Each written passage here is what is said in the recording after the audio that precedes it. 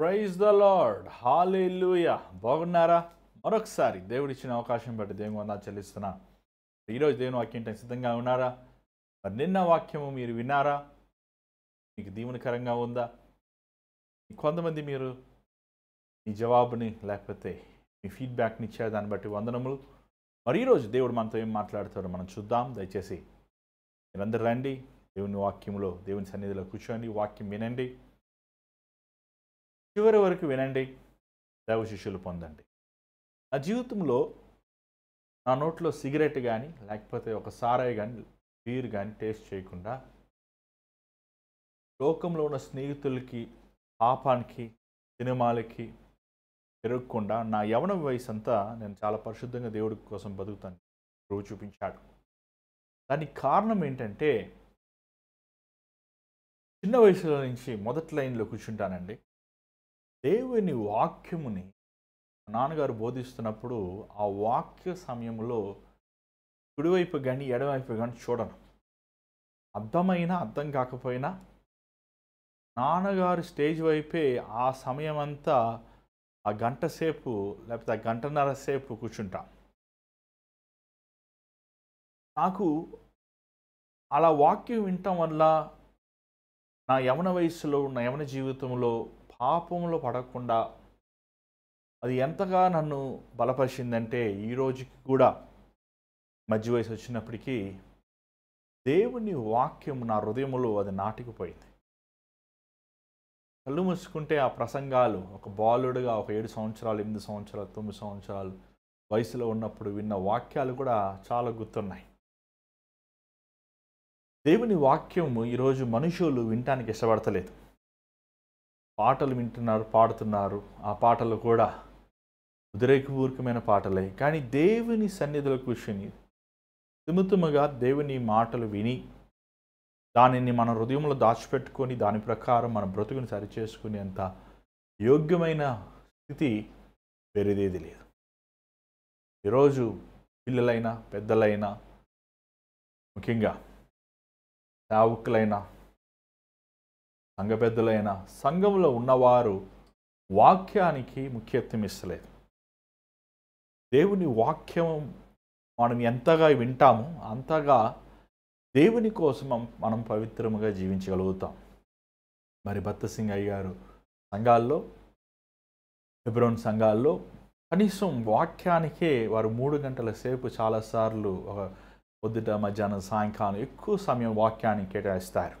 ఎందుకంటే దేవుని వాక్యం మన జీవితంలో అది మనల్ని స్థిరులుగా మనల్ని విశ్వాసులుగా చేయగలిగింది కాబట్టి ఈ దేవుని వాక్యం మనం విందాము మీరు వినండి ఎంతో ప్రయాసతో ఈ కార్యక్రమం మీ దగ్గర తీసుకొస్తున్న ప్రతిదినం ఎన్నో పనులు ఉన్నప్పటికీ ఎంతో బాధ్యతలు ఉన్నప్పటికీ దేవుని సువార్త ప్రకటిస్తాం కంటే ముఖ్యమైనది వేరేది లేదని మీ దగ్గరికి దేవుని వాక్యం తీసుకొస్తున్నాం కాబట్టి వాక్యం వినండి చివరి వరకు వినండి 5 నిమిషాలు 10 నిమిషాలు వినేసి వెళ్ళిపోతున్నారు చివరి వరకు వినండి 5 నిమిషాలు 10 నిమిషాలు వింటే మీకేం అర్థమవుతుంది వాక్యం 5 మెతుకులు 10 మెతుకులు అన్నం తిన్నారనుకోండి ఏం బలం పొందుకుంటారు ఇక ఈరోజు చాలామంది క్రైస్తవులు నిరాశ కృంగుదల జీవన లేని స్థితి ఫలితం లేని స్థితి ఆశీర్వాదం లేని స్థితి సినిమావే కనీసం ఒక 2.5 గంటలు 3 గంటలు మీరు చూస్తున్నారు దేవుని వాక్యం వింటానికి కనీసం ఒక 20 నిమిషాలు కనీసం 30 నిమిషాలు లేకపోతే గంట సేపు అని వింటాను తప్పే ఉంది కాబట్టి వినండి తీరిగ్గా దేవా నువ్వు నాతో మాట్లాడు ఈ దాసుడైన నేను ఆలకిస్తున్నాను అని మీరు వాక్యముని విన్నప్పుడు దాంట్లో నుంచి అనేక విషయములు ప్రభు మీతో మాట్లాడతాడు మరి ఈ సమయంలో దేవుని సన్నిధిలో దేవుని వాక్యములు వెళ్ళకముందు ఒక చిన్న ప్రార్థన పరిశుద్ధమైన తండ్రి దయగల ప్రభా ఈ సాయంకాల సమయంలో మమ్మల్ని అందరినీ ఇలా ఆన్లైన్లో కలిపి కూర్చి మమ్మల్ని ఆన్లైన్లో కలిపి నీ వాక్యముని వినటానికి మాకు ఇచ్చిన అవకాశం బట్టి వందనములు మమ్మల్ని నన్ను నీ సులుచోట మరుగుపరచు నీ అమూల్యమైన ముత్యముల కంటే విలువైన నీ మాటలు నా నోట్లో ఉంచు ఈ సమయంలో నువ్వు హెచ్చించబడు నువ్వు గణపరచబడు యేసునామములో అడుగుచున్నాం తండ్రి ఆమేన్ మరి ఈరోజు 1 తిమోతి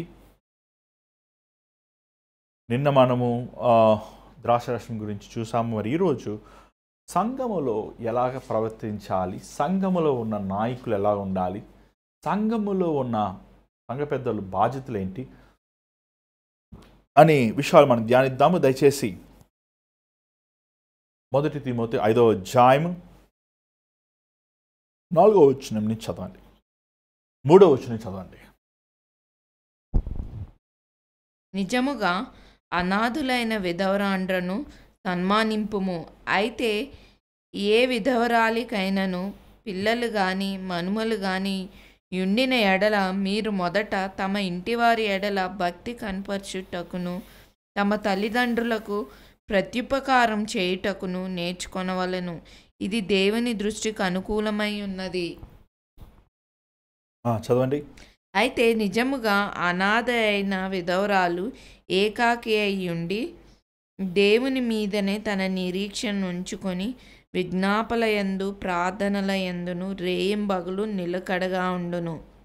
సుఖభోగములయందు ప్రవర్తించినది బ్రతుకుచుండియు చచ్చినదై ఉండును.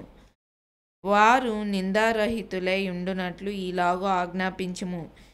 ఎవడైనను స్వకీయులను విశేషంగా తన ఇంటి వారిని సంరక్షింపకపోయిన ఎడల వాడు విశ్వాస త్యాగము చేసిన వాడై అవిశ్వాసి కన్నా చెడ్డవాడై ఉండును. చాలండి. ఇక్కడ ఒక ముఖ్యమైన మాట మీకు చెప్పాలి. విధవలు అంటే ఈరోజు ఎవరు విధవరాలు మనకు తెలియదు.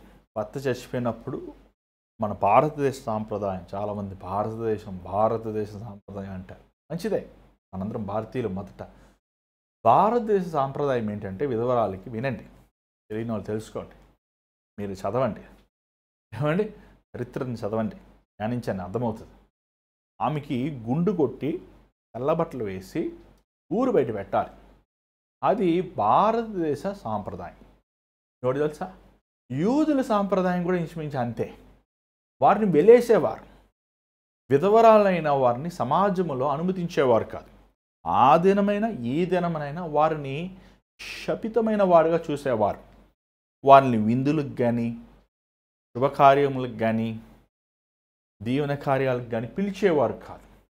వారిని దూరముగా చేసేవారు. ఈ రోజుల్లో ఏమండి, మన భారతదేశంలో భర్త చచ్చిపోయిన ఆమెను ఏం చేస్తారంటే బొట్టు తీసేసి గాజులు పడగొట్టి ఆమెని ఏమండి దూరంగా ఉంచుతుంటారు. కానీ ఈరోజు భర్త చచ్చిపోయిన బొట్లు పెట్టుకుంటున్నారు, భర్త చచ్చిపోయిన ఏమండి సమానంగా ఉన్నారు. దేవునికి స్తోత్రం. ఎవరిష్టం, ఎవరి జీవితం, ఎవరన్నా అలా ఉండండి. కానీ ఆ దినాల్లో అలా ఉండటం కుదరదు. ఆ దినముల్లో ముఖ్యంగా పౌలు ఉన్న సమయముల్లో, తిమోతి ఉన్న సమయముల్లో విధవరాల్ని ఎంతో హీనంగా చూసేవారు. వారిని సమాజంలో పనిచేస్తానికి అనుమతించరు. వారు అందరితో కలిసి జీవిస్తానికి అనుమతించరు. వారిని వెలేసేవారు, వారిని ఒక హీనముగా చూసేవారు. మరి పూర్వ దినముల్లో ఈ ఎక్కువ వయసు వ్యత్యాసములు వివాహాలు చేస్తుంటారు. మనం యేసుప్రభు విషయంలో కూడా మనం అదే చూడగలుగుతున్నాం. ముఖ్యంగా మరియ విషయంలో మనం చూస్తున్నాం. మరియ వివాహం చేసుకున్నప్పుడు యోసేపుకి మరియకి ఎంతో వయసు వ్యత్యాసం ఉంది. అది పాత దినాల్లో ఓకే. కానీ వారిని ఒక వెలేయబడిన వారుగా, శపితమైన వారుగా, వారికి దిక్కులేని స్థితిలో వారు ఉంటే మనము చూస్తున్నాం. అంత మాత్రమే కాదు, ఆ సమయంలో యుద్ధములు అధికమైన పురుషులు యుద్ధాలకు వెళ్ళి వారు మరణిస్తాం అనేది సర్వసాధారణం. సో భర్త చచ్చిపోయాక అలాంటి వారు ఇంటికి పరిమితం అవుతాం, వారికి ఉన్న బిడ్డల్ని పోషిస్తాం అనేది చాలా క్లిష్టమైన పరిస్థితి. ఎందుకంటే వారికి ఉద్యోగాలు ఇచ్చేవారు కాదు. మొదటగా వారు పొలంలో పనిచేసిన వారిని హేళంగా ఇచ్చేవారు, వారు ఒక నీచంగా చూసేవారు. పౌలు ఉన్న సమయంలో వీరి గురించి పౌలు ఎంతో అక్కర చూపిస్తూ మనం చూడగలుగుతున్నాం. యెరూషలేములో కరువు ఉన్నప్పుడు, యెరూషలేము ప్రాంతములో ఏమండి ఎంతోమంది క్రైస్తవులు, విశ్వాసులు ఆకలిగా ఉన్నప్పుడు పౌలు అనేక సంఘాల దగ్గర నుంచి ధనమును కూర్చుకుని వారికి అందజేస్తాము ఆహారం విధంగా. అది మనం దేవుని వాక్యంలో మనం చూస్తున్నాం. ఆ సమయంలో వారు విధవరాల విషయం మనం చూడగలుగుతున్నాం. స్టెఫెను ఏమండి, మీరు గుర్తుంటే అపోస్తలుల గ్రంథం 6వ అధ్యాయాన్ని మనం చూస్తాం. వారికి గ్రీకు వారికి ఇబ్రియులు వారికి పంచే ఆహారం పంచే విషయంలో వారికి గొడవ వచ్చినప్పుడు దేవుని ఆత్మ ద్వారంగా ఎన్నుకున్న 7 మందిలో స్టెఫెన్ ఒకడు. కానీ స్టెఫెన్ అన్నం పంచాల్సిన వ్యక్తి దేవుని వాక్యంను ప్రకటించడం వల్ల తన రాళ్ళు వేసి కొట్టబడతాం మనం చూడగలుగుతున్నాం. కానీ సంఘం అనేది ఈరోజు సంఘము ఎవరు సంఘం? సంఘములో వస్తున్న ధనం ఏమవుతుంది? సంఘములో వచ్చే ధనము ఎలాగా మనం ఖర్చు పెడుతున్నాం అని మనం చూసినప్పుడైతే ఈరోజు ఎవరికి ఇష్టమైనట్లు వాళ్ళు ఖర్చు పెట్టుకుంటాం మనం చూస్తున్నాం. ముఖ్యంగా స్థానికమైన సంఘాలు అవనివ్వండి, లేకపోతే ఏమైనా ఇండిపెండెంట్ చర్చెస్ అవనివ్వండి, ఈరోజు వచ్చే ధనము ఎట్లా ఖర్చు పెడుతున్నాం అనేది ఒక లెక్క లేకుండా మనం చూస్తున్నాం. చూడండి, సంఘము దేవునిది, యజమాను దేవుడే కాదంటే, కానీ దానికి ఒక నియమం ఉంది, ఒక పద్ధతి ఉంది. వచ్చే కానుకలు ఎలా ఖర్చు పెట్టబడాలి అనేది ఒక పద్ధతి దేవుని వాక్యములో పౌలు తిమోతికి చెప్తున్నాడు. ఎందుకంటే తిమోతి ఎఫెసీ ప్రాంతంలో సంఘాన్ని స్థిరపరుస్తున్నాడు. ముందున్న అధ్యాయాల్లో మనం చూస్తున్నాం పెద్దల్ని, డెకన్స్ కాపర్లని. తిమోతి అక్కడే చర్చి కట్టుకొని అక్కడే ఉండటం కాదు, తను ఒక చర్చిని ప్లాన్ చేస్తున్నాడు, ఆ చర్చిని ఒక ఆర్గనైజ్ చేస్తున్నాడు. వచ్చిన ధనాన్ని ఎలా ఖర్చు పెట్టాలో వాళ్ళకి నేర్పిస్తున్నాడు. ఆ నేర్పించే విషయాల్లో పౌలు తిమోతికి కొన్ని విషయాలు చెప్తున్నాడు. ముఖ్యంగా విధవరాల్ని మీరు గుర్తు చేసుకోండి, వాటిని జ్ఞాపకం చేసుకోండి. పౌలు చరిత్ర చెప్తుంది, తన భార్య ఉన్నది, చనిపోయిందో లేకపోతే తన విధవరాలు అనే విధవుడు ఈజ్ విడో అనేది చరిత్ర బయలుపరుస్తుంది అనేది చాలామంది థియాలజియన్స్ ఆ అంశానికి ఒప్పుకుంటారు. సో పౌలు ఎక్కువగా మనం చూసినట్లయితే ఆ విషయాల్లో చాలా చక్కగా మాట్లాడుతున్నట్టు కూడా మనం చూడగలుగుతున్నాం. తను విధవలుగా ఉన్నవారిని, బలహీనమైన వారిని, సంఘము వారిని పోషించాలి. సంఘము వారిని గుర్తు చేసి వారికి ఒక బేసిక్ నీడ్స్ వారి అవసరతలు ఏమంటే, మానవ అవసరాలు ఏంటంటే ఆహారం, ఉండటానికి స్థలము, వేసుకుంటానికి బట్టలు. ఇది బేసిక్ హ్యూమన్కి, మనిషిని పుట్టాక వాడికి ఉండాల్సిన ఒక బేసిక్ రైట్. ఈ అవసరతలు వారికి మనము ఇవ్వాలి అని పౌలు తిమోతికి బయలుపరుస్తున్నాడు. చెప్తూ ఏమన్నాడంటే, విధవరాలైన వారు మొదటగా దేవునికి భయపడేవారుగా ఉండాలి. చూడండి, ఒక వ్యక్తి దేవునికి భయపడే వ్యక్తి తను కష్టపడి పని చేస్తాడండి. ఆ రోజుల్లో చూసినట్టు ముఖ్యంగా సంఘముల సమస్య ఏంటంటే, చాలామంది విధవరాళ్ళు వారికి ఉన్న పిల్లలు, వారి సంతతి అందరిని కలుపుకొని సంఘం మీద పెట్టినప్పుడు సంఘముకి అది భారమైపోతాం. ఆ రోజు పౌలు అది గమనించాడు. చూడండి, సంఘము ఈ లోకరీత్యన ప్రభుత్వం లాంటివి కావు. సంఘము ఎక్కడ పన్ను కలెక్ట్ చేస్తాం, లేకపోతే ఫండ్స్ రైజ్ చేస్తాం, ఎంత ఫండ్స్ ఉంటే మన ఇంట్లో ఒక 10 మంది భోజనం చేస్తే బోల్డ్ డబ్బులు అవుతాయి. అలాగా ఒక సమాజంలో కనీసం ఒక 100 కుటుంబాలు, లేకపోతే ఒక 50 కుటుంబాలు, ఒక 10 కుటుంబాలు మనం పోషించాలంటే ఎంత ఖర్చు అవుతుంది? ఆ రోజుల్లో ఎఫెసీ సంఘాలు కూడా చిన్న సంఘాలే, ఇంటి సంఘాలు.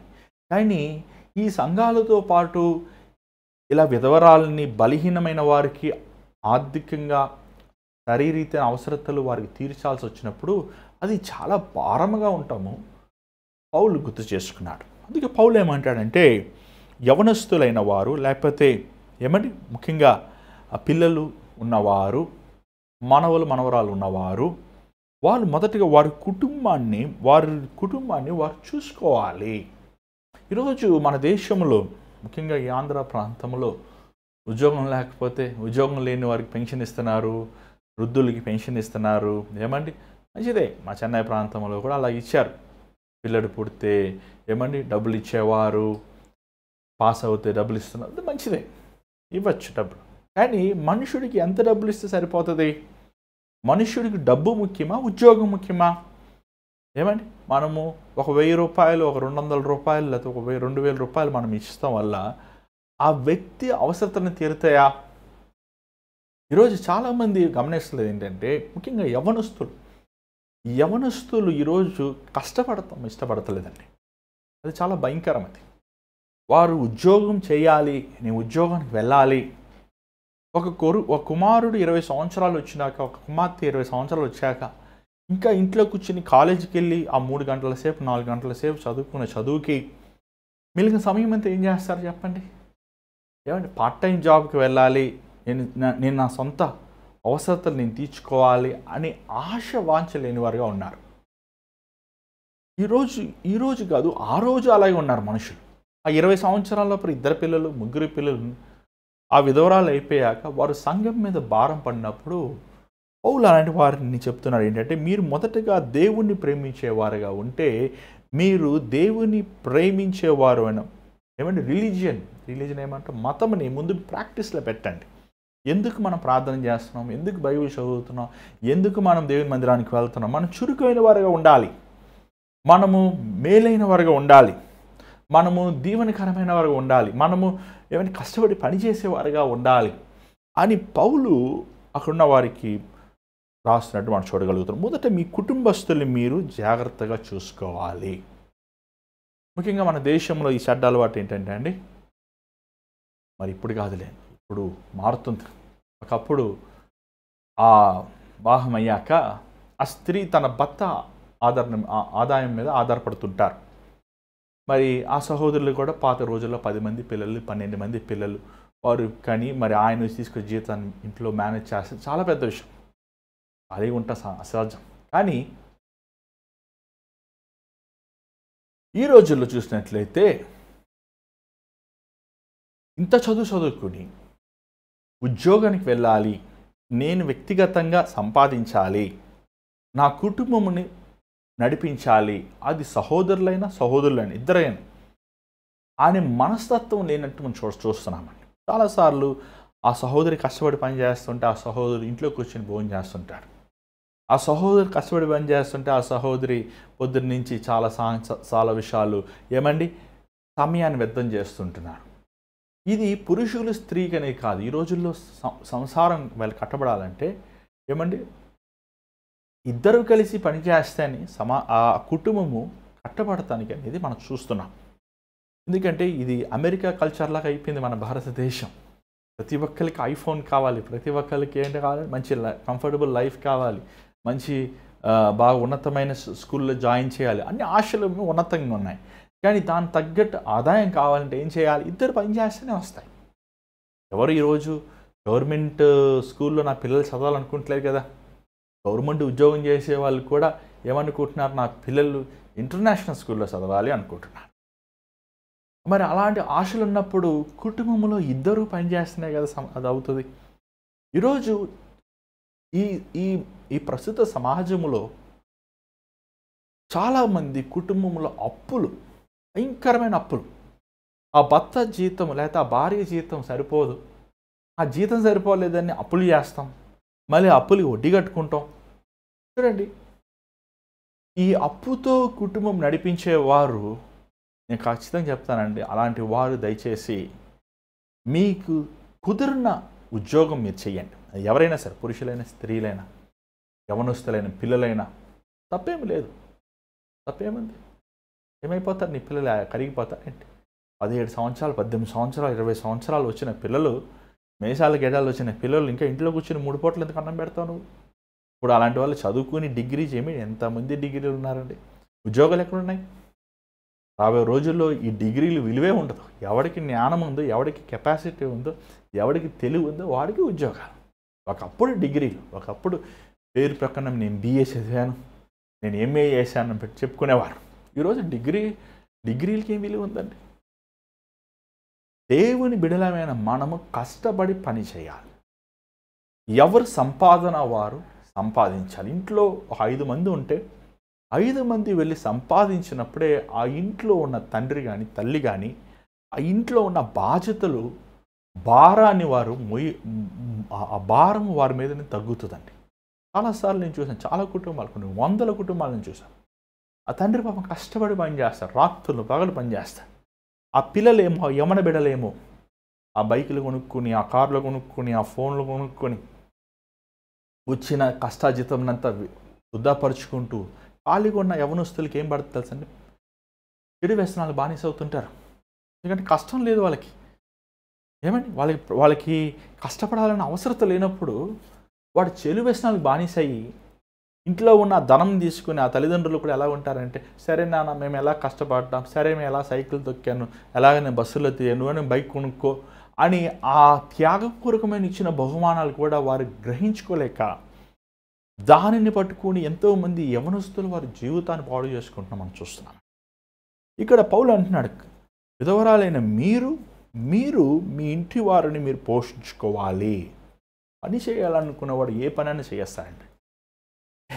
కష్టపడాలనుకునేవాడు కష్టపడతాడు. సోంబేరి అని బైబిల్లో ఉంది. బయటికి వెళ్ళి పని చేయరా అంటే సింహం ఉందంటాడంట. దేవుడు అన్నాడు, ఏమండి సోంబేరిలాడు చీమలు చూడండి, అది వేసవకాలంలో పని చేసి ఏం చేస్తుంది, చలికాలంలో ఆహారం కూర్చిపెట్టుకుంటుంది. ఈరోజు పని చేస్తానికి కష్టపడుతున్నారు మనుషులు. బిర్యానీ తినడానికి కష్టపడతలేదు, సినిమాలు చూస్తానికి కష్టపడతలేదు, బట్టలు కొనుక్కోవడానికి కష్టపడతలేదు, ఫోన్లు కొనుక్కోవడానికి కష్టపడతలేదు, కానీ ఉద్యోగం చేయాలి అంటే కష్టపడుతున్నారు. చాలామంది ఈరోజు మన దేశంలో ఏమండి ఎందుకు ఇంతమంది టాలెంట్, ఎంత యవనస్తులు ఎక్కడ చూసినా మరి ఈ ప్రాంతాల్లో విజయవాడ ప్రాంతంలో ఇన్ని ప్రాంతాలు తిరుగుతున్నప్పుడు చూసినప్పుడు ఏం చేస్తున్నారయ్యా అంటే ఖాళీగా ఉన్నామన్నా యవన బలము, యవన శక్తి, దేవుడిచ్చిన యవన బలముని ఏం చేస్తున్నారు మీరు? నువ్వు యవన వయసులో నువ్వు సాధించకపోతే ఇంకెప్పటికీ సాధించలేవు. యవన వయసులో దేవుని తెలుసుకోవాలి, యవన వయసులో దేవుని వాక్యముతో హృదయాన్ని నింపుకోవాలి. ఈ యవన వయసు చూడండి, దేవుడు దీవిస్తాడు. నువ్వు దేవుని భయభక్తులు కలిగి ఉండి, నువ్వు రక్షించబడి, నువ్వు బాప్తిజం తీసుకొని, నువ్వు దేవుని కోసం యథార్థంగా బ్రతికినప్పుడు దేవుడు నిన్ను దీవిస్తాడు, ఖచ్చితంగా దీవిస్తాడు. నీకు దేవుని భయము లేదు, సరే లోకరీతిగానే ప్రయాసపడదామంటే ఆ ప్రయాసపడాలి మనసు లేదు. ఈరోజు చూసారండి, అలా తల్లిదండ్రులు కూడా ఆ విషయమును వాళ్ళ పిల్లలు ఉన్నప్పుడే దేవుని గురించి చెప్పరు. ఆ పెద్దలు అయిపోయాక వారు తిరగబడతాం, వారికి సమస్యగా మారుతాం, చెడు వ్యసనాలకి బానిసైపోతాం. మనం ఎంతమందిని చూస్తున్నాం ఈరోజు. ఇక్కడ విధవరాల గురించి స్పష్టంగా పౌలు చెప్తున్నాడు, వాళ్ళు యవనస్తులైన వారైతే వారి సంపాదన వారు తీసుకొచ్చుకోవాలి. వారి పొలం పోయి పనిచేయి. ఏమని దేవుడు మనకి చేతులు ఇచ్చాడు, 2 చేతులు 2 కాళ్ళు ఇచ్చాడు. కష్టపడేవాడు ఎప్పుడు ఆ వ్యక్తి చేతుల్లో ధనం తగ్గదండి. నేను కష్టపడాలి, నేను చెయ్యాలి, నేను సాధించాలి, నేను గొప్పవాడిని అవ్వాలి, నేను ప్రయోజకుని అవ్వాలి, నేను ఉన్నతమైన స్థానంలో ఉండాలి. అది ప్రార్థన అయినా, అది దేవుని వాక్యమైనా, అది ఒక పరిచర్య అయినా, లేకపోతే అది ఉద్యోగమైనా, అది ఒక చదువు అయినా. చూడండి ఈరోజు చూడండి, ఎన్ని వేల రూపాయలు, లక్షల రూపాయలు ఫీజులు కట్టినప్పుడు ఆ పిల్లలు చూడండి వారు ఏం చేస్తున్నారు, ఎంత చదువుతున్నారు. సరే చదివేసి ఎందుకు చదివితే మరి అంత చదివితే మరి ఎందుకు ఇంటర్వ్యూ క్లియర్ చేయలేకపోతున్నారు, ఎందుకు ఆన్సర్ చేయలేకపోతున్నారు అంటే చదవలేదన్నమాట. మరి ఈ 4 సంవత్సరాలు ఏం చేసావు, ఈ 4 సంవత్సరాలు ఏం చేశారు మీకే తెలుసు. ఈరోజు చాలామంది పోయిన సంవత్సరం అనుకోండి, ఈ సంవత్సరం అడిగారన్నా ప్రార్థన చేయండి, మాకు బోర్డ్ ఎగ్జామ్స్ లేకుండా ప్రార్థన చేయండి అన్న. ఆ లాక్డౌన్ టైంలో బోర్డ్ ఎగ్జామ్సే పెట్టలేదు, మమ్మల్ని ఫ్రీగా పాస్ చేశారు. అలాగా ఈసారి కూడా దేవుడు మమ్మల్ని బాగా ఫ్రీగా పాస్ చేసేయాలి. ఏంటండి పరీక్షలను చూసి భయపడేవాడు పరీక్షలు చూసి భయపడతారు ఏంటంటే, అసలు దేవుడు నిన్ను నీ స్కూల్కి పంపించి నీ తల్లిదండ్రుల ద్వారా నీకు ఫీజు కట్టించి నువ్వు ఎగ్జామ్ రాయడానికి భయపడుతున్నావంటే అసలు ఏం చేస్తున్నావు? నువ్వు స్కూల్కి వెళ్ళి పుస్తకాలు తీసుకుని నువ్వు చదవకుండా నువ్వు ఏం చేస్తున్నావు చూసారా? నువ్వు జీవితాంతం అలాగే ఉంటావా? నువ్వు రేపు తండ్రి అవుతావు కదా, నువ్వు రేపు తల్లి అవుతావు కదా, నీ కడుపున బిడ్డలు పుడతారు కదా, వాళ్ళు అలాగే ఉంటారు.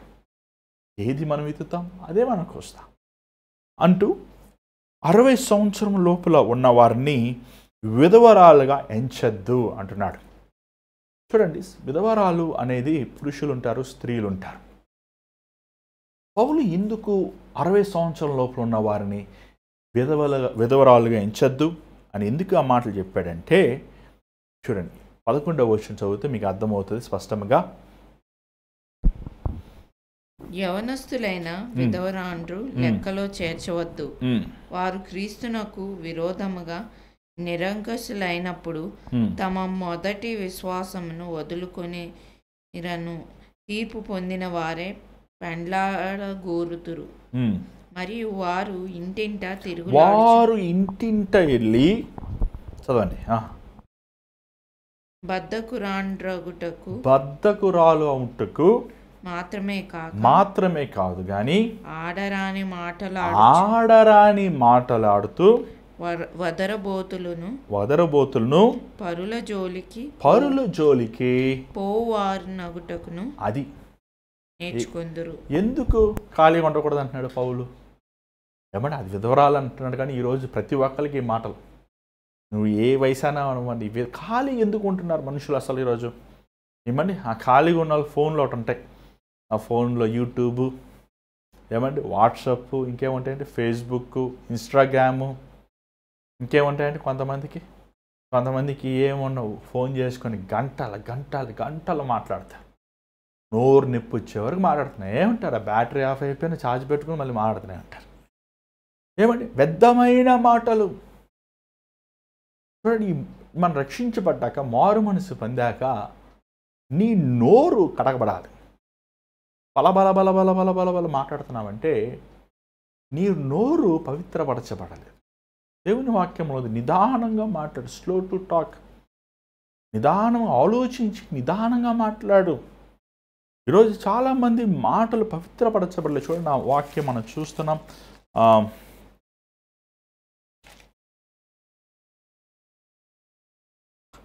మనం అది ఇక్కడ మనం ఒక్కసారి 2 సార్లు ఆలోచించి నిదానంగా మాట్లాడిన మాట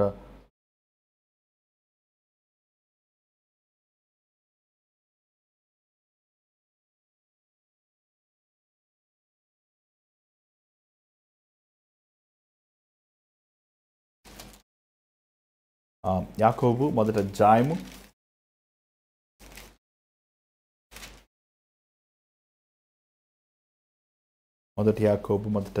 19వ వచనం చూడరా కొంచెం.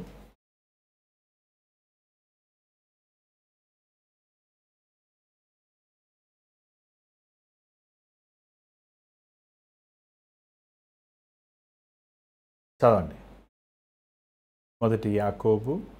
యాకోబు మొదటి అధ్యాయము 19వ వచనం. James first chapter 19th verse. మీరు కూడా చూడండి బైబిల్లో దయచేసి ఈ మాటలు. నా ప్రియ సహోదరులారా, మీరీ సంగతిని ఎరుగుదురు గనుక ప్రతి మనుష్యుడు వినుటకు వేగిరపడువాడు,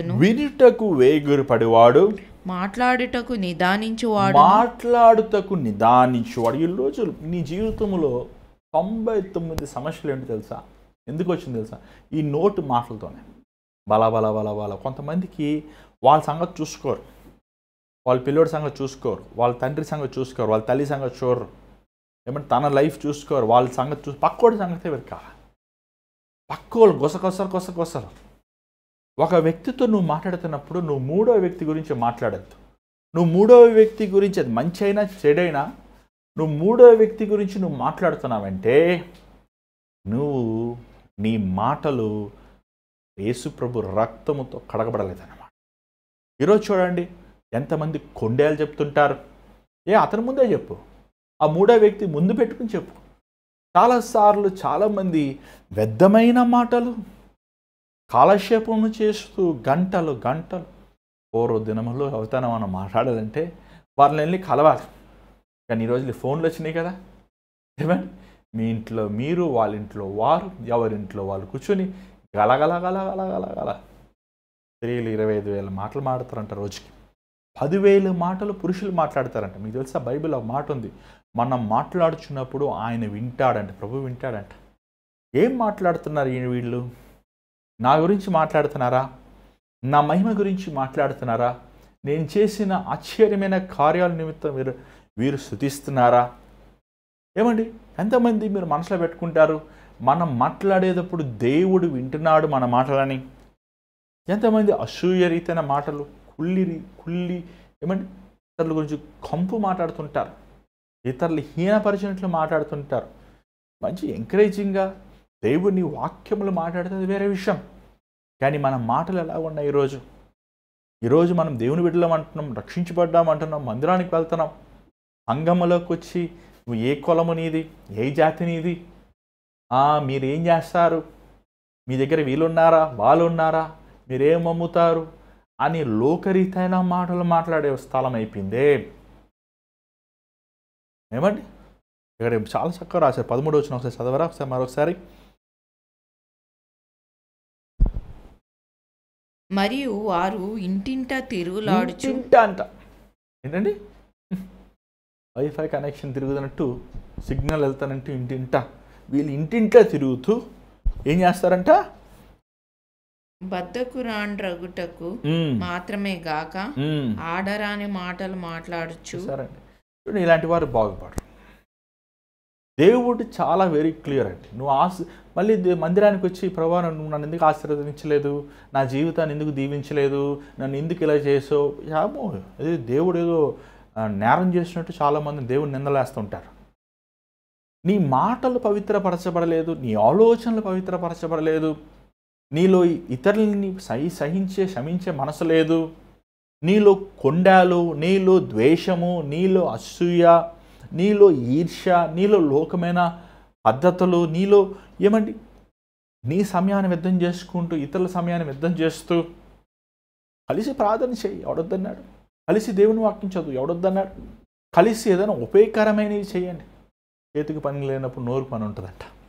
ఏమండి చేతికి పని ఉండాలి. వ్యర్థమైన వారు వ్యర్థము చూడండి, పొద్దున్న లేస్తారు అలాగ సమయాన్ని నీరు దారిపోసినట్టు దారిపోచేస్తాం. నువ్వు ఉద్యోగం చేసినప్పుడు దేవుని మహిమ చెప్తాను, గొప్పతనానికి కాదండి. నేను ఉద్యోగం చేసేటప్పుడు ఒక వ్యక్తితో నేను మాట్లాడాలంటే ఆ వ్యక్తితో నేను మాట్లాడితే నా కంపెనీకి ఏం లాభం వస్తుందని మాకు నేర్పించేవారు. నువ్వు ఇతంత మాట్లాడుతున్నావు, నీ కంపెనీకి ఏం లాభం వస్తుంది, నీ కంపెనీ బాగుంటే నువ్వు బాగుంటావు. ఏమండి నమ్మేవాడిని, అవును కదా కంపెనీ బాగుంటే మరి లోకం అంతే కదా, నా కంపెనీ బాగా పర్ఫామ్ చేస్తే నేను బాగుంటాను, నా కంపెనీ సక్సెస్ పడితే నేను కొత్త ప్రాజెక్ట్స్ వస్తే నేను బాగుంటాను. సో ఆ ఫిలాసఫీతో మేము ఆ మైండ్ సెట్ డెవలప్ అయిపోయిందాం. ఒకరితో మాట్లాడితే నాకేం లాభం ఉంటుంది, లాభం లేదా నేను మాట్లాడేవాడిని కదా, అసలు మాట్లాడితేవాడిని ఏమండి. కానీ సేవకు వచ్చాక దేవుడు మాట్లాడమన్నమాట, ప్రభా వాడు నన్ను ప్రార్థన చేయని అడగలేదు, అసలు బాగున్నారని అడగలేదు, వాడితే ఏంటి ప్రభా నేను మాట్లాడేది, నువ్వు మాట్లాడు అంటాడు. ఏమండి నేనే వెళ్ళి బ్రదర్ మీరు ప్రార్థన చేయొచ్చా, మీరు బాగున్నారా, మీకోసం దేవుడు సలహాలు మాట్లాడతాం. ఏమిటి ఒక సేవకు కూడా గంటలు మాట్లాడతాం. ఏం మాట్లాడతాం, దేవుని మాటలు ఉపదేశములు, దేవుడు చెప్పాల్సిన మార్గం బోధిస్తున్నాం. ఈ మాటల ద్వారంగా మాకేమన్నా లాభం ఉందా, మా సొంత కోరికలు లేకపోతే సొంత ఆశలు ఏమైనా నెరవేరుతున్నాయా, లేదు. దేవుని రాజ్యం కట్టబడాలి. నీకు కట్టుటకు నీకు నాశనం చేస్తానికి నీ అధికారం ఇచ్చిన్నాను. అంటే ఏంటి, నీ మాటలకి జీవము మరణం ఉంది. ఒక సేవకుడిగా ఒకరికి మనం ప్రార్థించినప్పుడు, ఒక సేవకులుగా ఒకరికి మనం దేవుని సన్నిధిలో విజ్ఞాపన చేసినప్పుడు ఆ మాటల ద్వారంగా దేవుడు వారిని క్షమిస్తాం, బాగు చేస్తామనేది మనం చూస్తున్నాం. నేనని కాదు, ఏ సేవకులని దేవుడు కృపించాడు. దేవుడు ఇచ్చిన వరాన్ని, దేవుడిచ్చిన సమయాన్ని, దేవుడిచ్చిన ఏమన్నా కొన్నిసార్లు నాకు కొంత సమయం ఉంటే ఏం చేస్తానంటే, నాకు ఉన్న కొంతమంది మీరు మెసేజ్ పెడుతుంటారు, కొంతమంది మీరు కాల్ చేస్తుంటారు, ఏమన్నా చాలాసార్లు సమయం ఉన్నప్పుడు నాకు తెలిసిన వారు అందరికి ఫోన్ చేసి ప్రార్థన చేయించానండి. ఏమంటే ఎక్కువ మాట్లాడండి, ఎలా ఉన్నా బాగున్నారా, ఈ సమస్య పోయినసారి చెప్పారు తీరిపోయింది మళ్ళీ ప్రార్థన చేయొచ్చా, ఏమంటే ప్రార్థన చేద్దాం రండి. ఒక సేవకుడిగా దేవుడు నన్ను కోరుకుంది ఎందుకు, ప్రార్థిస్తానికి మాత్రమే. దేవుడుగా నన్ను ఎందుకు కోరుకున్నాడు, దేవుని సంఘములో ఉన్న వారిని బలపరచాలి, దేవుని ఉద్దేశాలు వారి పట్ల నెరవేర్చబడాలి. అంతేగాని వ్యర్థమైన మాటలు అంటే ఏంటి, లోక మాటలు, బట్టలు, ఇల్లులు, వాకిళ్ళు, ఆస్తులు, స్టాక్ మార్కెట్లు, వ్యాపారము, ధన సంపదలు, ఈరోజు లోకరీతైన మాటలు, వ్యర్థమైన మాటలు. యేసు ప్రభు మాటలు జీవపూట. ఏమన్నాడు, సమర స్త్రీతో నేనిచ్చే నీరును తాగితే ఎప్పుడు తప్పిగలవు. ఆయన మాటలు జీవము కలిగి చేసింది. ఈయన చూడండి, నా సమస్తమని తెలియజేశాను. సమరే స్త్రీ ఆ ఊర్లో ఉన్న వాళ్ళకి తెలియజేశాడు, చెప్పింది. దేవుని మాటలు మాట్లాడే వారంగా వ్యర్థమైన, ఇంగ్లీష్ వాళ్ళు చాలా బాగుంది, busy in talking non sense అంట. ఏమండి? Busy in talking non sense, వ్యర్థమైన మాట. ఈరోజు సోంబేర్లు, గంటల గంటల సమయం, వ్యర్థమైన మాట. ప్రేమికులు అంటారు, ఏమంటే పెళ్లి చేసుకుని నీ భార్యతో మాట్లాడుకో. ఒక సహోదరి వచ్చింది, అన్న మీతో మాట్లాడచ్చా, చెప్పమ్మా నీ ప్రార్థన భారం ఏంటి అన్న. నా భర్త పెళ్లి చేసుకోకముందు గంటలు గంటలు మాట్లాడేవాడన్నా, ఇప్పుడు అన్నం తిన్నావా తాగావా అని కూడా అడుగుతలేదన్నా. ఏంటంటే దానికి ముందు అడిగేవాడన్నా, తిన్నావా తాగావా, ఏది కావాలి అది కావాలి, గంటలు గంటలు గంటలు మాట్లాడేవాడిని. పెళ్లి చేసుకున్నాక మోసపోయిందన్న. సర్లేమ్మా మాట్లాడతారులేమ్మా అన్న. అది కాదన్నా వినండి, ఇంకొక ఆమెతో మాట్లాడుతున్నాడన్నా అంటే ఇంకొకరితో మాట్లాడుతున్నాడు. అబ్బాయి ఇంకా ఏమండి చూడండి, ఈరోజు ఎంతోమంది సహోదరులు, ఎంతోమంది సహోదరులు వారికి దేవుడిచ్చిన విలువైన సమయాన్ని ప్రేమంటూ దోమంటూ నీ జీవితంలో మొదటి చూడండి, దేవుడు ఆదాం ఫస్ట్ ఏం చేశాడు తెలుసా? దేవుడు ఆదాంని సృష్టించాక ఫస్ట్ పని చెప్పాడు. ఏం పని చెప్పాడు? జంతువులందరికీ పేర్లు పెట్టు అన్నాడు, తోట అంతటి చూసుకో అన్నాడు. దాని తర్వాత ఏమన్నాడు? నువ్వు ఏమండి దాని తర్వాత ఏం చేశాడు? అవ్వని చేశాడు. ఇప్పుడే ముందు అవ్వని చేయలేదు, ముందు ఆదాముని చేసి ఆదాముకి ఉద్యోగం వచ్చాకని అవ్వని ఇచ్చాడు. ఈరోజు ఎంతోమంది పురుషుడికి ఉండాల్సిన గుణం ఏంటంటే సంపాదించే గుణం. ఇంట్లో కూర్చొని టీవీలు చూసుకుంటూ, ఇంట్లో కూర్చొని చోది మాటలు వేసుకుంటూ, తాగుతూ, స్నేహితులతో జోదం అవుతూ ఆ వెస్ట్ గోదావరి ఈస్ట్ గోదావరి వెళ్తాయండి. ఆ భార్యలందరినీ పాపం ఆ గల్ఫ్ పంపించేస్తారు ఇంటి పనులు చేసుకోమని. వీళ్ళేమో శుభ్రంగా తాగేసి తందాలను చేసి పిచ్చి పిచ్చి వ్యభిచారానికి, వేషతనానికి అసలు భయంకరమైన జీవితాలు జీవిస్తుంది. ఎంతోమంది కోసం ప్రార్థిస్తాను, దేవుడు కృప చూపించాలంటున్నాను. పురుషుడివే నువ్వు కష్టపడే మనస్తత్వం ఉండాలి, ప్రయాసపడే మనస్తత్వం ఉండాలి. నువ్వు పురుషుడివై నువ్వు తెల్లవారుజాను లేచి నీ చేతులు దేవుని వైపు చాచి ప్రార్థించేవాడిగా ఉండాలి. దాని తర్వాత నువ్వు నీ భార్యతో కలిసి ప్రార్థించేవాడిగా ఉండాలి. చూడండి, ఈరోజు దేవుడు చేసిన ఒక నియమాన్ని కాకుండా మనుషులు యవన వయసులోనే ఒక ఉద్యోగం లేకుండానే, ఒక జీవితం స్థిరత్వం లేకుండానే ప్రేమ అంటే పెళ్లి చేసుకుని దాని తర్వాత విడాకులు తీసుకొని మళ్ళీ పెళ్లి చేసుకొని మళ్ళీ విడాకులు తీసుకొని ఏంటంటే కుక్కలమా నక్కలమా? ఈరోజు ఎంతోమంది జీవితాలకు ఒక స్పష్టత లేదు. కారణం ఏంటంటే వారు పరలోకం నుంచి దేవుడు ఏదో కట్ల ఆశీర్వాదాలు పడేస్తారు అనుకుంటున్నారు. చూడండి, యెషయా గ్రంథం 65 అధ్యాయంలో ఒక మాట ఉంది. ఏంటంటే నీ కష్టార్జితాన్ని ఆశీర్వదిస్తానన్నాడు దేవుడు, నీ చేతి పని నువ్వు అనుభవిస్తావన్నాడు. నువ్వు చేతితో పని చేసినప్పుడు నువ్వు ఆశీర్వాదం పొందుతావు. నువ్వు కష్టపడి పని చేసినప్పుడు దేవుడు అలా చేశాడు. ఏమన్నాడు? నువ్వు చెమట కార్చి భోజనం చేస్తావన్నాడు దేవుడు. చెమట కార్చకుండా, పొలంలో పని చేయకుండా, ఉద్యోగం చేయకుండా, నువ్వు కష్టపడకుండా దేవుడు ఏదో నన్ను ఏదో మల్టీ బిలియనీర్ చేసేస్తాడు, ఒక తెల్లవారుజామున రాత్రి నేను గుంట తవ్వితే నాకు ₹1,00,00,000 దొరుకుతాయి అనుకుంటాం. వెరితనం. ఇది దేవుడు ఈ నియమం చెప్తున్నా మనం చూస్తున్నాం. దాని తర్వాత ఇక్కడ ఒక మాట చూసుకుని మనం ముగించుకుందాం. దయచేసి చూడండి, 18వ వచనం చూడండి దయచేసి. 17 నుంచి చదవండి దయచేసి. బాగుగా పాలన చేయు పెద్దలను 17 నుంచి చదవండి.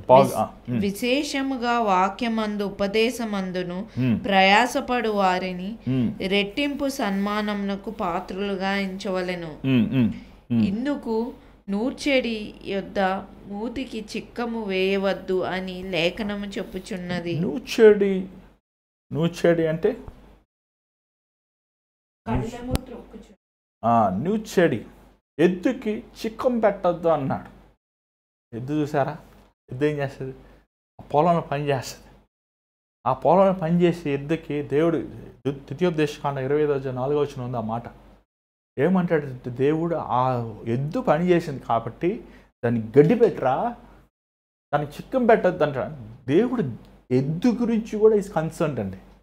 ఎంత గొప్ప దేవుడు మన దేవుడు. ఏమండి, అది పని చేసింది, దానికి అన్నం పెట్టరా అంటున్నాడండి. ఒక సేవకుడు వాక్య ఉపదేశం చేసినప్పుడు, సేవ పరిచర్య చేసినప్పుడు, నీకోసం ప్రార్థించినప్పుడు, నీకోసం కన్నీరు కాచి సువార్త ప్రకటించినప్పుడు, నిన్ను ప్రభువులో సంపాదించినప్పుడు ఆ సేవకుల్ని ఏమని మీరు పట్టించుకోవాలి. ఏదో ప్రార్థన చేశారు కాబట్టి మర్చిపోతే అది ఎలా అవుతుంది? ఏమంటే ఒక విత్తనం మనం వేసాం చెట్టు నేలలో, ఆ విత్తనం ఏమవుతుంది? ఫలాలు ఫలిస్తాయి. ఆ ఫలం తినడానికి హక్కు లేదా? నీ కోసం కన్నీరు కార్చి నీ రక్షణ నిమిత్తము, నీ ఉద్యోగ నిమిత్తము, నీ జీవితము నిమిత్తము ఉన్న సమస్యల కోసం ఒక సేవకుడు కన్నీరు కార్చి ప్రార్థించినప్పుడు ఆ సేవకుడికి నువ్వు ఒక ప్రతి నెల కానుక పంపిస్తాం వల్ల తప్పేముంది? ప్రతి నెల ఎంతో కొంత తన పరిచర్యను సహాయం చేస్తాం వల్ల తప్పేముంది? చూడండి, ఎద్దుకి పని చేసిన ఎద్దుకి చికెన్ పెట్టద్దు అంటున్నాడు దేవుడు. ఈరోజు చాలామంది ఉచితంగా ప్రార్థన చేయించుకోవాలి. మా నాన్నగారు మా నేర్పించారు, మా తల్లిదండ్రులు మా నేర్పించారు. ఎప్పుడైనా సేవకుల దగ్గరికి వెళ్తే కానుక ఇవ్వకుండా ప్రార్థన చేయించుకోవద్దు. ఖచ్చితంగా చేతులు పెట్టేవారు, పోయి కానుక ఇవ్వి దేవుని సేవ. ఒక్కళ్ళు మేము సేవకులైనప్పటికీ, మా నాన్నగారు సేవకులైనప్పటికీ ఎవరైనా వచ్చి ప్రార్థన చేయించుకుంటే ఖచ్చితంగా సేవకులకి ఇవ్వాలి. సేవకులు ఇంటికి వస్తే గణపరచాలి, మంచి భోజనం పెట్టాలి, వారిని గౌరవంగా చూసుకోవాలి. యేసు ప్రభు ఎలా మన ఇంటికి వచ్చి చూసుకుంటా అలాగే మనం చూసుకోవాలి. ఏమండి, ఈరోజు ఒక సేవకులకి గౌరవించాలనేది లేదు. దేవుని ఎంతమంది ఈరోజు దీవించబడ్డారు, ఎంతమంది కోసం నా జీవితంలో కన్నీటితో నేను ప్రార్థన చేశాను. కొన్నిసార్లు అనుకుంటా ఎందుకురా ప్రార్థన చేశాను అనిపిస్తుంది నిజంగా సీరియస్. ఎందుకంటే వాళ్ళు మాట్లాడే తీరు చూసి ఏదో వాళ్ళకి చదువు పెద్ద గొప్ప సాధించేసినట్లు, ఏదో పెద్ద వాళ్ళు అచీవ్ చేసేసినట్లు, ఏదో వారు పెద్ద అని అనుకున్న వాళ్ళ కష్టంతో వచ్చేసినట్లు. ఏమంటే వాళ్ళు చాలాసార్లు వాళ్ళు విర్రవీగుతున్నప్పుడు చూసి ఎందుకు అనవసరం ప్రార్థన చేశాను, ఆ ప్రార్థన ఇంకోళ్ళు చేసిన బాగుండదు. కానీ నీ జీవితం అన్నీ ఆటోమేటిక్గా అవుతలేదు. అక్కడ నీకు వెనకాల ఒక సేవకుడు దేవుని వైపు గోజారుతున్నాడు. ఏమండి, ఇక్కడ గలేషీయులకు రాసిన పత్రిక 6వ అధ్యాయము 6వ వచనం మనం చూస్తున్నాం. ఉపదేశించిన వాడితో మంచి కార్యములు పంచుకోవాలని ఉందాడా. ఏమంటే ఒకరు సేవ చేస్తున్నాడంటే, ఏమన్నా ఉద్యోగం చేశాను 7 సంవత్సరాలు చేశాను ఉద్యోగం అప్పుడు 31వ తారీఖు నీ జీతం వస్తుంది. సేవకు వచ్చి 12 సంవత్సరాలు అవుతుంది, జీతాలు ఉండవు. అసలు చెప్పాలంటే మొదటి 9-10 సంవత్సరాలు అసలు కానుకలు కూడా నాకు ఎవరు ఇచ్చిన వాళ్ళు లేరు. చాలా కష్టమైంది చెప్పాలంటే, ఒకళ్ళిద్దరు తప్ప. ఏమండి, కానుక అనేది అసలు సేవకు వచ్చి జీతం లేకుండా, సంఘం లేకుండా బతుకుతారు మనుషులు. అందుకే ఈరోజు సేవకు రమ్మంటే భయపడిపోతున్నారు. ఏమండి, ఎందుకు అందరు ఐఏఎస్ ఆఫీసర్ అవ్వాలనుకుంటున్నారు? ఎందుకు అందరు ఐపీఎస్ ఆఫీసర్లు అవ్వాలనుకుంటున్నారు? ఎందుకు అందరు డాక్టర్లు అవ్వాలనుకుంటున్నారు? ఎందుకు ఎవరు సేవకులు అనుకోరే? ఎందుకంటే సేవకుడు జీవితం అంటే అన్సర్టెను. కానీ సేవకులే లేకపోతే నేను రక్షించేవాడు అవడు. నువ్వు ఎంత పెద్ద ఆఫీసర్ అయినా, నువ్వు ఎంత పెద్ద డాక్టర్ అయినా, నువ్వు ఎంత పెద్ద మేధావైనా, నీ కోసం ప్రార్థన చేసేవాడు లేకపోతే నిన్ను నడిపించేవాడు ఎవడు? కాబట్టి మనం సేవకులు ఉపదేశించే వారితో మంచి కార్యములు మన ఆత్మీయంగా పొందేపినప్పుడు, ఆత్మీయంగా మనం దీవించబడుతున్నప్పుడు, ఆత్మీయంగా నువ్వు బలపడుతూ ఆత్మీయంగా నువ్వు నీ జీవితంలో వర్ధిల్లుతున్నప్పుడు నువ్వు దేవునికి ఇచ్చే విషయంలో నమ్మకంగా ఉండాలి. దేవునికి ఇచ్చే విషయంలో, దేవుని గణపరిచే విషయంలో ఆనందంగా ఇవ్వాలి. మీకు రహస్యం తెలుసా? మనం ఎంత ఆనందంగా దేవుడు ఏమన్నా భోజనం చేస్తాడా? యేసుప్రభు భోజనం చేస్తాడా? యేసుప్రభు మనం ఇచ్చే 500 రూపాయల నోట్లు, 1000 రూపాయల నోట్లు, 2000 రూపాయల నోట్లు కావాలా? ఏం చేసుకుంటాడు ఆయన? కానీ దేవుని పక్షాన తన ఒక సేవకుడు వస్తున్నప్పుడు, సంపూర్ణమైన సేవకుడు ఉద్యోగం చేయకుండా ఇంకా 24 గంటలు దేవా నువ్వే నా దిక్కు అనుకున్న ఒక సేవకుడు దేవుని పక్షాన మన కోసం ప్రార్థిస్తున్నప్పుడు యేసుప్రభు నువ్వు ఎంత ప్రేమిస్తావో అంతే ఆ సేవకుని కనపరచా. అదే దీవెనలు వస్తాయి. ఎందుకంటే దేవుని పక్షాన ఒక మనిషి వస్తున్నాడు నీ ఇంటికి, దేవుని పక్షాన. అంతేగాని వచ్చారు పాస్టర్లు ఇంటికి వచ్చారు, ఎంతోమంది డబ్బులు ఇచ్చి పంపించు అని హీనమగా ఎగతాళగా మాట్లాడే వారి సంగతిని దేవుడు దూషిస్తాడండి. నిజంగా గమనించాలి. దేవుని సేవకులని, దేవుని సేవని చాలా చాలా కఠినమైనది. అదే సమయంలో దేవుని సేవకులు మనం కనపరిచినప్పుడు దేవుని కనపరిచినట్లే. ఏమండి, ఈరోజు దేవుని మన కానుక పెట్టెలో వేస్తుంటున్నాం చాలామంది కానుకలు, ఆ రూపాయల నోట్లు, ఏమండి ఎంత హీనమైన దేవుని కానుకలు దేవునికి వేస్తారు. దేవుడు కూడా మనల్ని అలాగే దీవించాడు అనుకోండి, అసలు ఏమైపోతా మన జీవితం ఆలోచించండి ఒకసారి. నువ్వు ఎలాగ దేవుని ప్రేమిస్తున్నావు అదే రీతిగా దేవుని నిన్ను ప్రేమిస్తే అసలు నీ జీవితము, నీ బిడ్డలు ఏమైపోతారు చెప్పు. ఈరోజు దేవుడిని ఇంతగా దీవించాడు, ఇంతగా నేను ఆశీర్వదించాడు, ఇంతగా నేను లేవనెత్తాడు, ఇంతగా దేవుని హెచ్చించాడు. నువ్వు దేవునికి ప్రతికూలంగా చేసేది ఇదేనా? చూసారని ఎంత వేదనకరమైన, ఎంత బాధకరం.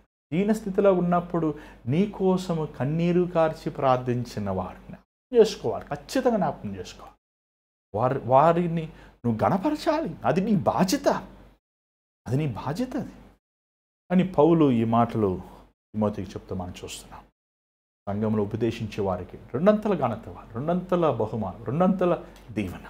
ఈరోజు పాస్టర్ గారులు కనిపెట్టి పాపం పాస్టర్ గారులకి జీతాలు పెడుతున్నారండి. ఒక రోజు రాబోతుంది, నువ్వు పాస్టర్ గారికి 10 లక్షలు ఇచ్చినా కూడా పాస్టర్ గారు ఉండరండి.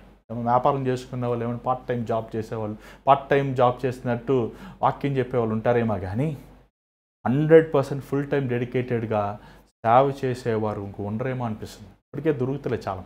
ఏదో ఒక వ్యాపారం చేసుకుంటారు. నాకు కలిసిన సేవకులంతా మాట అంటే, బ్రదర్ మేము ఈ బిజినెస్ చేసుకుంటున్నామండి, మేము ఆ జాబ్ చేస్తున్నామండి, మేము వెనకాల ఈ ఆదాయం కష్టమండి, కానుకలతో మేము ఉండాలంటే అని చాలామంది సేవకుల మాటలు చెప్తున్నప్పుడు ఎంతో బాధాకరంగా ఉంది.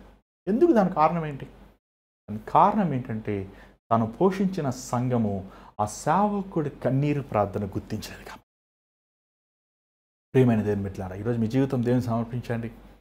దేవుని చిత్త ప్రకారము, దేవుని దీవెన ప్రకారం మీకు ఇవ్వబడిన సమయాన్ని సద్వినియోగించుకోండి. దేవుడిచ్చిన సేవకుల్ని, మీకోసం ప్రార్థించే వారిని బలపరచండి. మీకు ఇచ్చిన సంఘాన్ని, మీరు వెళ్తున్న సంఘాలకి ఘనమైన కానుకలు ఇవ్వండి.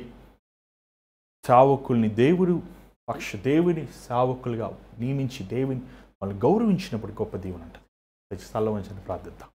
పరిశుద్ధమైన తండ్రి దయగల ప్రభువా, ఒక సంఘములో ఎలా ఉండాలి, సంఘములో కార్యక్రమములు ఎలా జరిపించాలి అని అనేక విషయములు నాయన నీ సేవకుడైన పౌలు తిమోతికి రాసే విషయంలో ఈరోజు ధ్యానిస్తానికి కృప చూపించినందుకు వందనములయ్యా.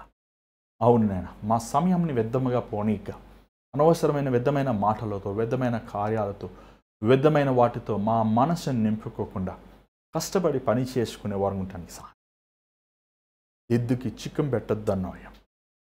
ఈ సేవకులు, సంఘములు ఉపదేశించిన వారిని, ప్రార్థించేవారు, నీ ఎదుట మనుషుల వైపు విజ్ఞాపనం చేసే సేవల్ని గణపరిచేవారు, ఘనమైన కానుక, ఘనమైన బహుమానములు వారికి ఇచ్చేవారు ఉండటానికి సహాయం. నీ చేతి మళ్ళీ రేపు కలుసుకోవడానికి కృప చూపించమని యేసు నామమున అడుగుచున్నాం తండ్రి, ఆమేన్. మరియు దేవుడు మీతో మాట్లాడినాను, మీరు దేవుడు మీతో మాట్లాడి మాకు తెలియపరచండి. మరి ఈ పరిచర్య నిమిత్తం మీరు ప్రార్థించండి. దేవుడు మిమ్మల్ని ఎవరైనా ప్రేరేపిస్తే మీ వివరాలను పంపించవచ్చు. స్క్రీన్ మీద గూగుల్ పే, ఫోన్పే ద్వారంగా పంపించవచ్చు. మరి దేవుని చేతి మీద మళ్ళీ రేపు కలుసుకుందాం. God bless you. Take care.